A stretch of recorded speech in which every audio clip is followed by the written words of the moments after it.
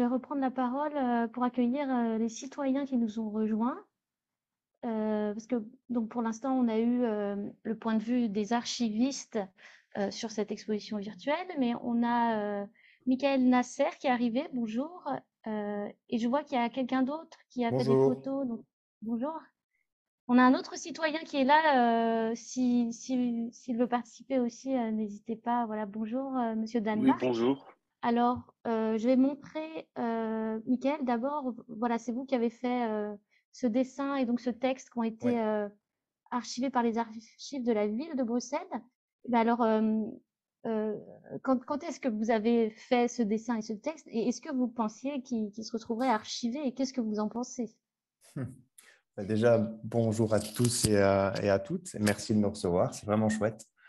C'est voilà, petite introduction. C'est vraiment une superbe initiative, je trouve, d'archiver un peu ce que tous les citoyens ou quelques citoyens ont pu faire et de présenter le métier d'archiviste, qui est, pour ma part, en tout cas, a l'air très très peu connu aux yeux de tout le monde. Et donc, c'est chouette de voir le travail qu'ils font. Personnellement, étant architecte, voilà, j'utilise beaucoup les archives de l'urbanisme. Donc, je sais à quel point ça peut être un travail allez, fastidieux et assez méticuleux d'aller rechercher des plans aux archives qui datent d'il y a 100 ou 200 ans. Donc, voilà, c'était pour la petite introduction.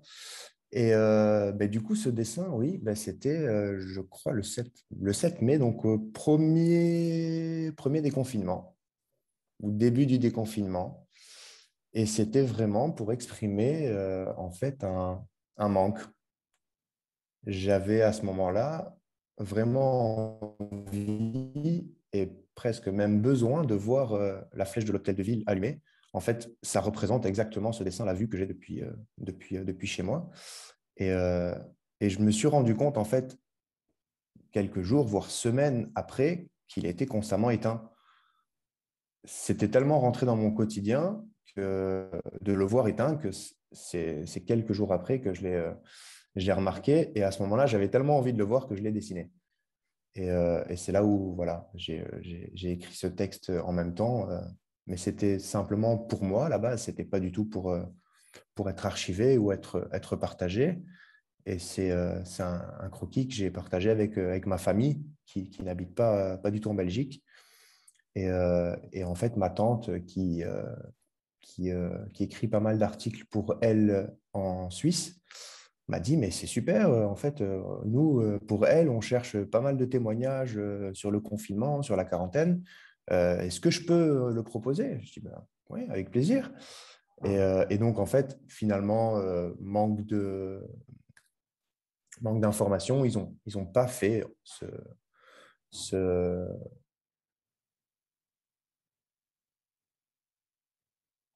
Ah, cette récolte d'archives, apparemment, si en Belgique, il n'y avait pas justement un magazine qui faisait ça. Et en cherchant 5 minutes sur Internet, je suis tombé, enfin, j'ai vu Ville de Charleroi, on cherche donc même pas à Bruxelles, en fait. Ville de Charleroi, section archives quarantaine. Et du coup, j'ai envoyé en disant, écoutez, voilà, si j'ai cherché, et si jamais le témoignage peut être intéressant, ben, voilà, je partage. Et des semaines après, je reçois un appel de Bruz, Radio Bruz, je ne sais pas comment, qui me disent, oui, bonjour, on a vu votre dessin, est-ce qu'on pourrait le publier? Je dis, oui, pas de problème, avec plaisir, juste dites-moi parce que j'aimerais bien le voir en fait. Et j'ai plus jamais eu de retour de leur part, jusqu'à ce que Clara, du coup, bah, me passe un coup de fil pour me dire que bah, donc, le dessin était arrivé ici aux archives de la ville de Bruxelles. Et donc voilà. voilà, et donc votre dessin se retrouve dans l'exposition virtuelle Ouais. avec un commentaire de l'archiviste en chef de la ville de Bruxelles, Ah, qui dit notamment, parce qu'en fait l'idée de cette exposition, c'est à chaque fois que les documents sont commentés par les archivistes qui les ont archivés, pour qu'on comprenne en quoi chaque document est intéressant pour les d'accord. archives et pour les chercheurs du futur. Et là, vous pourrez voir que le commentaire de l'archiviste en chef de la ville de Bruxelles, qui était là tout à l'heure, je crois, il dit notamment, c'est un témoignage qui, pour le chercheur et l'avenir, sera important car c'est vraiment le ressenti d'un habitant de la ville sur un petit détail de la vie quotidienne. Voilà, c'est pour nous montrer que les Ouais, archives, c'est aussi important d'archiver ces petits détails-là qui sont pas dans les documents administratifs. Voilà, c'est tout le propos ouais, d'archives de quarantaine. c'est très, mais, Voilà, et on, ouais, j'apprécie. C'est exactement le ressenti côté citoyen. J'ai exactement le même ressenti que l'archiviste qui met son commentaire. Et bon, enfin, c'est un peu ce que le texte raconte aussi, c'est que au final, oui, ça nous a à tous manqué la famille, le manque de culture, de sport, la fermeture des établissements, enfin, tout type confondu, le fait qu'on n'ait plus de vie sociale, le voir la ville qui se meurt. Mais finalement, ça, c'est général. Et c'est ces petits détails-là qui sont vraiment des manques propres à chacun, que du coup, je sentais le besoin un peu d'exprimer. Et ça pourrait vraiment être intéressant en fait de voir allez, chaque personne, qu'est-ce qu'il y a réellement manqué qui n'est pas quelque chose de commun, qui, euh, qui n'appartient qu'à lui. Et moi, c'était personnellement ici en tant qu'habitant du centre-ville de Bruxelles, qui en fait, c'est là où on se rend compte que c'est un coin qui est inhabité ou qui est très peu habité. Et le jour où on ferme tout, qu'il n'y a plus de touristes, qu'il n'y a plus de bureaux, il n'y a plus une lumière dans la ville, même le symbole, même, enfin, le drapeau de la ville est éteint, quoi. Et ça, c'était assez. Enfin, moi, je trouvais ça vachement flippant. Se balader dans des rues vides, ok, c'est une chose, mais de voir cette lumière éteinte, en fait, l'institution, c'est un phare, quoi. Et donc, voilà. eh ben, merci beaucoup de votre participation et on va voir aussi la photo euh, donc de Cédric Danemark qui est là. Vous voyez la photo? Oui. Oui, tout à fait. Oui, donc ça c'est une photo archivée. Bonjour, je sais plus si on vous a dit Bonjour. bonjour déjà. Ouais. Si, si. Archivée par les archives de la ville de Mons. Euh, voilà, bah, de la même manière, comment est-ce que cette photo s'est retrouvée là pour vous et qu'est-ce que vous faites de l'avoir archivée? Alors, le fait qu'elle soit archivée et qu'elle soit disponible comme ça pour beaucoup de monde, bah, c'est quelque part une petite fierté, il faut quand même pas s'en cacher. La raison pour laquelle elle est archivée, c'est simplement parce que bah, mon épouse travaille aux archives de la ville de Mons.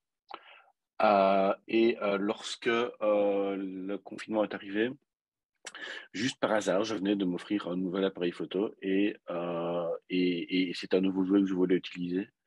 Et autour de moi, il y avait des choses qui n'étaient pas du tout habituelles.